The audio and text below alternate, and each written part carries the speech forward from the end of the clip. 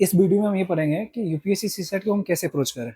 ठीक है, तो आज हम देखने वाले हैं कि CSAT in UPSC prelims 2026 why it's can not be ignored. हम इसको इग्नोर क्यों नहीं कर सकते? वो हाउ मैनी या why many aspirants fail despite good GS scores. मतलब बहुत अच्छे जीएस में स्कोर्स नंबर्स होने के बावजूद भी क्यों कुछ बच्चे ऐसे होते हैं जो सीसेट में फेल कर जाते हैं। Who should be watch this और हु नीड दिस स्ट्रेटजी, किसके लिए इंपॉर्टेंट है ये हम देखेंगे और किसको जरूरत है इन चीजों को लेकर के।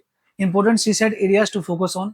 आज हम कोशिश करेंगे कि इस टाइम पे, जैसे अभी मुझे पता है कि हमारे पास अभी एक महीने से भी कम टाइम बच गए हैं, इन टाइम में हम कौन से एरिया पे ज्यादा फोकस करें जिससे बच्चे जो पासिंग मार्क्स है उन तक पहुंच सके या अच्छे मार्क्स तक ले आए।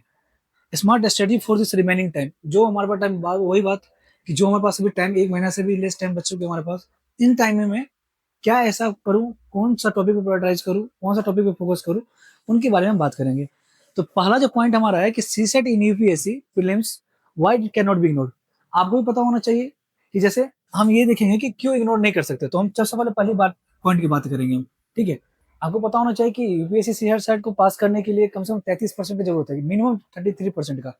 अगर 200 मार्क्स होते हैं, उसमें अगर आपको 67 मार्क्स लाने होते हैं, आपको क्वालिफाइंग पेपर होता है, ये बिना क्वालिफाई किए फिर आप पास कर ही नहीं सकते। जीएस में आपका कितना भी अच्छा स्कोर आ जाए, तो आप अगर सीसेट आप 67 मार्क्स, 66 या 67 मार्क्स अगर नहीं है तो आप क्वालिफाई नहीं कर सकते। इसलिए हमें 200 में से सिर्फ 67 मार्क्स हमें लाने होते हैं। तो हमें आप इसकी स्टडी कैसी करनी चाहिए इस टाइम में कि हमें कितने या कौन सा टॉपिक पे फोकस करूं या किस कैसे स्ट्रेटजी बनाऊं जिससे मेरे इतने मार्क्स मिनिमम 70 मार्क्स तक आ पाए, 70 to 80 मार्क्स आ पाए। इसी आज हम वीडियोज में आप यही जानेंगे या यही पढ़ेंगे कि कहाँ कहाँ हमारा प्रॉब्लम्स होते हैं बच्चों को, उससे कैसे निकले और किस टॉपिक पे फोकस करें हम। ठीक है, जैसे मैंने सेकंड पॉइंट बोला था, why many aspirants fail despite the GS good scores. क्यों बहुत सारे बच्चे के जीएस में अच्छे मार्क्स आने के बावजूद भी वो फेल कर जाते हैं। ठीक है, तो उसमें हम कुछ ऐसे देखेंगे, लाइक जैसे कि मैंने अभी बोला था कि why many aspirants fail despite the good scores in GS. ठीक है, सबसे जो मेन रीजन होता है, फर्स्ट रीजन है कि CSAT is not taken seriously in early preparation. आप क्या करते हो कि आप जीएस के पीछे चले जाते हो या जीएस के प्रिपरेशन करने के चक्कर में आप सीसेट को भूल जाते हो आप। ठीक है, सबसे बेस्ट पहला रीजन तो यही होता है कि आप इसे उस फोकस ही नहीं देते हो, या आप देते भी हो तो काफी लेट देते हो, जिस कारण में वो क्वालिफाई होने से रुक जाते हो आप। सेकेंड रीजन होता है कि preparation start very late when the exam is near. जैसे मैंने अभी बोला कि अभी जैसे एक महीना बचे हुए हैं, तो कुछ ऐसे बच्चे होंगे जो अभी भी स्टार्ट नहीं किए होंगे सी सेट को, लाइटली लेके गए होंगे कि चलो 67 मार्क्स ही है, कैसे भी पढ़ूंगा तो आ ही जाएगा। बट ऐसा नहीं है कि, क्योंकि क्वेश्चन काफी टफ आते हैं यूपीएससी में। पैटर्न हर साल चेंज होता है क्वेश्चनों का, कभी किसी सेक्शन से क्वेश्चन ज्यादा आ जाते हैं, किसी कभी कुछ सेक्शन से ज्यादा क्वेश्चन आ जाते हैं। थर्ड पॉइंट है कि इन दिस क्रिएट, इससे क्या होता है आपका, जब आप प्रिपरेशन काफी लेट शुरू करते हो या फिर आप डिले कर लेते हो, तो उससे चक्कर में प्रेशर एंड कंफ्यूजन दोनों आपके साथ होने लगते हैं। उस प्रेशर में फिर आप ये कंफ्यूज हो जाते हो कि फिर मैं कहाँ से स्टार्ट करूँ, क्या पढ़ूँ, या फिर उस प्रेशर में आ जाते हो कि शायद समझ नहीं आ रही है।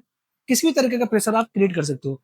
तो इन सब से बचने के लिए आपको क्या करना चाहिए? अगर आपको पास एक महीने का टाइम बचे हुए हैं, इन एक महीने के टाइम में आप, जिससे आपका प्रेशर भी ना आए या फिर आपको कंफ्यूजन भी ना हो, इन्हीं चक्कर में मैं आप इस वीडियो में लेकर आया हूँ कि आप इन जो टॉपिक मैं अभी बताने जा रहा हूँ, सिर्फ उस टॉपिक पर अगर आप सही से फोकस कर लिए, आप बना लिए या आप पढ़ लिए, तो आप जो कट ऑफ है उस कट ऑफ के पार इजीली आप पहुंच सकते हो। तो मैं कुछ ऐसे टॉपिक्स हैं जो मैथ के हो गए, रीजनिंग हो गए, उस टॉपिक को मैं अभी लिखने जा रहा हूँ। आप उन टॉपिक को ध्यान से देखना आप, और उन्हीं टॉपिक को आप तैयार करने की कोशिश करना। जैसे आप देख रहे होंगे कि मैथ के कुछ ऐसे टॉपिक्स हैं जिन्हें आपको बताया था कि कुछ ऐसे फोकस्ड हैं जहाँ से आपको करना है। तो मैथ के ये 11 टॉपिक है जो हाईली क्वेश्चंस हमारे साथ हर साल यूपीएससी में पूछे जाते हैं। जैसे कौन कौन से टॉपिक्स हैं, जैसे नंबर सिस्टम हो गए, जैसे हर साल क्वेश्चन कभी ना कभी आते ही हैं।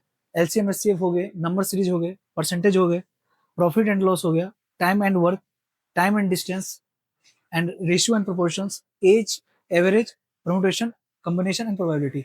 ये कुछ ऐसे मैथ्स के टॉपिक है जहां से हर साल यूपीएससी क्वेश्चन पूछते ही है। तो ये टॉपिक आप श्योर करें कि ये टॉपिक में से आप किसी भी को छोड़कर ना जाएं, इसमें मिस्टेक्स ना हो, क्योंकि अगर इन टॉपिक को ही अगर अच्छे से आप कर लेंगे मैथ्स में, तो आपके काफी अच्छे नंबर्स आ सकते हैं। ठीक है, ये हो गए मैथ्स के टॉपिक। कुछ ऐसे लॉजिकल रीजनिंग के टॉपिक है जहां से आपको करना ही चाहिए। जैसे लॉजिकल रीजनिंग के टॉपिक कौन से होते हैं, कोडिंग डिकोडिंग की बात कर लें हम, तो कुछ लॉजिकल रीजनिंग का भी टॉपिक है जो मैं इसके बाद लिख रहा हूँ, उनको आप प्रिपेयर कर लें। ठीक है, ऐसे रीजनल एबिलिटी जिसको बोलते हैं, है ना। ये आपके रीजनिंग एबिलिटी के टॉपिक है, ठीक है। अभी इससे पहले मैंने आपको मैथ के टॉपिक के बारे में बताया था। कुछ ऐसे 11 टॉपिक्स थे जहाँ पे मैथ को आपको, जो टॉप प्रायोरिटी एरिया है जहाँ से यूपीएससी हर साल क्वेश्चन पूछते हैं, ऐसे कुछ ऐसे रीजनल एबिलिटी के ऐसे 8 टॉपिक्स हैं जहाँ से यूपीएससी दो चार एक दो क्वेश्चन हर साल इन पोर्सन से पूछते हैं। इसका मतलब ये हुआ कि ये जितने भी टॉपिक्स हैं वो इंपॉर्टेंट एरियाज है, जो मैंने आपको बताया कि इस पॉइंट पे इसी जगह फोकस करना है आपको, है ना। जैसे कोडिंग एंड डिकोडिंग हो गए, सिलोजिज्म्स हो गए, डायरेक्शन सेंस हो गया, रैंकिंग एंड ऑर्डर हो गया, ब्लड एंड रिलेशंस हो गए, क्लॉक हो गया, कैलेंडर हो गया, क्यूब एंड क्यूबाइड हो गए, है ना। तो ये सारे इतने टॉपिक है, ये सारे इंपॉर्टेंट टॉपिक्स हैं जो यूपीएससी में हर साल एक दो क्वेश्चंस या दो चार क्वेश्चंस देखने को मिलते हैं हर सेक्शन से इसमें, ठीक है। तो इन जो मैं मैथ्स बताया, जो रीजनिंग एबिलिटी बताया, अगर ये इन इतने ही टॉपिक अगर आप सही से कर लेते हैं तो आपके जो पास होने के चांस है, प्रोबेबिलिटी हाई हो जाती है, ठीक है। उसके बाद कंप्रेंशन आते हैं जहां से हर साल 20 से 25 क्वेश्चन पूछे जाते हैं। वो पैसेज टाइप क्वेश्चन जो आपको खुद पे फोकस करना पड़ेगा, वो मैक्सिमम आप यूपीएससी के जो पीवाईक्यू होते हैं आप उनको ही फोकस करें, उन पे डेली प्रैक्टिस करें आप। उनसे प्रैक्टिस करके आप देखिए उसके अंदर जो कीवर्ड्स होते हैं उस कीवर्ड्स को हाईलाइट करें कि कौन सा हर साल कीवर्ड्स पूछे जाते हैं। जैसे उसमें भी बहुत सारे ऐसे सेक्शंस होते हैं, जैसे कंप्रेंशन में इकोनॉमिक सेक्शन से पूछ लिया, हेल्थ से पूछ लिए, कभी सोशल इशूज से पूछ लिए, कभी इंटरनेशनल रिलेशन से पूछ लिए। तो आप इन सब चीज को आइडेंटिफाई खुद करना पड़ेगा और खुद सेग्रीगेट करना पड़ेगा टॉपिक को कि मुझे क्या करना है या कैसे किस किस पे कैसे फोकस करूं। और दूसरी बात हमेशा ये याद रखना कि सीसेट का मतलब ये नहीं कि पूरा मैथ है हमेशा, या हर चीज को एक साथ लेके पढ़ने की कोशिश मत करें। हर टॉपिक को सेग्रीगेट करके पढ़ने की कोशिश करें कि अगर मैथ का आज मैंने एक टॉपिक लिया तो उसको मैं कम से कम 1 से 2 दिन पढूं, उसको फिर कंप्लीट करूं, उसका प्रैक्टिस करूं यूपीएससी पीवाईक्यू के साथ, फिर दूसरा टॉपिक ले लूं। या फिर आप ऐसे भी कर सकते हो कि एक दिन में 2 टॉपिक या एक टॉपिक आप मैथ को उठाओ, एक टॉपिक आप लॉजिकल रीजनिंग या फिर रीजनल एबिलिटी को उठाओ। ऐसे करके कॉम्बिनेशन बना के फिर पढ़ाई करो आप। एक ऐसा ही नहीं कि आप सब कुछ मिक्स करो या एक ही दिन में आप बस सी सेट की बुक उठाए और अपना पढ़ना स्टार्ट कर दिए। आप जैसे मैंने आपको टॉपिक यहाँ बताया है उस टॉपिक को आप नोट कर लें, और उन टॉपिक को अगर आप फोकस करते हैं, उन टॉपिक को आप देख लें, अपने डे बांध निकाल लें कि मुझे डेली के इतना घंटा देना है सी सेट पे। हार्डली मुझे लगता है कि 1 से 2 घंटा, अगर आप अभी तक नहीं स्टार्ट किए हो तो कम से कम 2 से 3 घंटे आप डेली सी सेट कर दो। नहीं, आपने अगर कुछ पढ़ लिया है, अगर अभी भी लग रहा है कि मुझे प्रैक्टिस में कमी है या फिर मुझे कुछ फियर हो रहे हैं इसको लेकर के, तो आप 2 घंटा, 1.5 से 2 घंटा आप डेली दे सकते हैं इन पे। और जो भी अभी इस टाइम, क्योंकि टाइम 1 महीना से भी लेस है, मैंने पहले बता दिया, इस टाइम आपको सारे सिलेबस को लेकर नहीं पढ़ना है, या पूरे सीसेट के जितने भी क्वेश्चन है, क्वेश्चन मतलब जितने भी सिलेबस में है टॉपिक्स, उन टॉपिक को सब पे फोकस नहीं करना है। आपको ये देखना है कि जो जो यूपीएससी के क्वेश्चन हर साल पूछेंगे इस टॉपिक से, जो मैंने आपको पुट किए हैं, उन टॉपिक को आप अच्छे से प्रायोरिटाइज करें। उन टॉपिक से क्वेश्चन को आप पहले फॉर्मूला समझे, कहीं से भी अगर लग रहा है कि मुझे खुद से समझ नहीं आ रहा, तो यूट्यूब पे ऐसे बहुत सारे वीडियो लेक्चर फ्री में दिए गए हैं जहाँ से आप कवर करें, वीडियो लेक्चर से कवर करें, फिर प्रैक्टिस यूपीएससी के जो क्वेश्चंस हैं वहां से प्रैक्टिस करें आप। कुछ ऐसे मॉक टेस्ट मार्केट में मिलते हैं, अब वहां से भी मॉक टेस्ट ला के प्रैक्टिस कर सकते हैं। बट बेटर ये होगा कि यूपीएससी जब से सीसेट करवाना स्टार्ट किया तब से लेकर अभी तक के जो पेपर्स हैं, उन पेपर को ही अगर आप सही से सॉल्व कर लोगे तो वही सफिशियंट है आपके लिए, ठीक है। इसलिए सीसेट को ज्यादा प्रेशर नहीं लेना, ज्यादा ऐसे नहीं लाइक कंफ्यूजन में क्रिएट करना है कि कैसे होगा नहीं होगा, इजी वे में हो जाएगा। अभी भी 1 मंथ का ऐसा है कि टाइम है जहाँ पे आप डेली अगर 2-3 घंटा देते हो सी सेट को तो आप इजिली कवर कर लोगे, ठीक है। बट सतर ये देखना आपको कि ये नहीं कि मैं सारा सिलेबस लेके बैठ जाऊं, ठीक है। बार बार इसलिए बोल रहा हूँ क्योंकि इस समय भी कन्फ्यूजन तब होती है ना कि जब मुझे सब पढ़ना होता है या मैं सब पढ़ने के पीछे भागता हूँ। आपको टॉपिक प्रायोरिटाइज करना है कि जो बार बार क्वेश्चन आते हैं उसमें से मुझे पढ़ना चाहिए और उसी को ही पहले कवर करने का कंप्लीट करो आप, है ना। और आपको ये भी डिसाइड करना पड़ेगा कि हमें कितने क्वेश्चंस बनाने पे मैं कट ऑफ के पास जा सकता हूँ, या मेरा कितने ऐसे नेगेटिव जाते हैं। तो डेली इसका भी प्रैक्टिस करना पड़ेगा कि आप ये भी टेस्ट लगाने के बाद देखें कि आपके नेगेटिव कितने क्वेश्चन हो रहे हैं या फिर आपका एवरेज क्या बन रहा है, कितने क्वेश्चन लगाने पे कितना सही हो रहा है, फिर या एलिमिनेशन टेक्निक्स अगर कुछ लग रहे हैं तो कैसे उसको लगाऊं मैं, है ना। इन सब गेस वर्क वगैरह ये सब बाद में करना, क्योंकि ये सब बाद का काम होता है। जब एग्जामिनेशन से 5-7 दिन बच जाए आपका या 10 दिन बच जाए तो अभी प्योरली कॉन्सेप्ट जो बेसिस पे जाओ, आप फॉर्मूला को अच्छे से रिवाइज करो आप, या फॉर्मूला बनाओ, एक चीट शीट बना लो आप, या फिर एक A4 शीट पे आप एक फॉर्मूला शीट बना लो आप।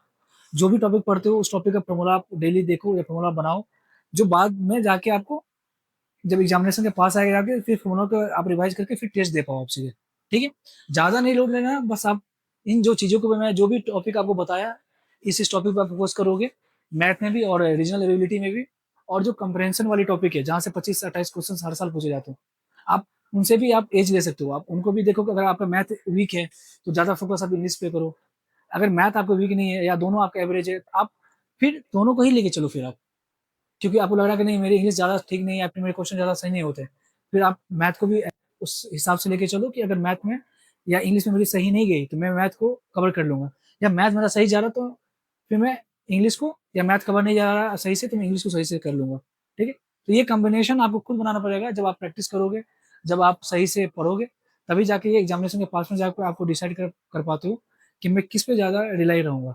मैथ पे ज़्यादा रिलाई रहूँगा, मैं इंग्लिश वाला पार्ट पे ज़्यादा रिलाई करूँगा, ठीक है? ये आप पे डिपेंड करता है। बट अभी ये ध्यान रखिए कि अगर आप सीसेट नहीं पढ़े हैं या अभी आपके पास फ़ियर आ रहा है, तो फ़ियर बिल्कुल करने की ज़रूरत नहीं है। आप जो-जो मैंने टॉपिक आपको बताया यहाँ पे, उन टॉपिक को भी अगर आप सही से पढ़ लोगे या सही से पढ़ के प्रैक्टिस कर लोगे, फ़ॉर्मूला सेट बना लोगे, तो आप काफ़ी अच्छे मार्क्स लेके पास कर सकते हो। ठीक है? बाकी मैं कुछ करंट अफ़ेयर से रिलेटेड बात करूँगा कि करंट अफ़ेयर को कैसे आगे अप्रोच करें हम, या कैसे इन 1 महीना में मैं किन-किन सोर्सेज़ पे रिलाई करूँ, अगर मैं 1 साल से नहीं पढ़ा हूँ करंट अफ़ेयर तो। इसकी बातें मैं नेक्स्ट वीडियो में करूँगा। बाकी आप इन चीज़ को ध्यान रखना, और इसको अगर सही से फ़ॉलो करोगे तो आप ज़रूर क्लियर कर लोगे। Thank you.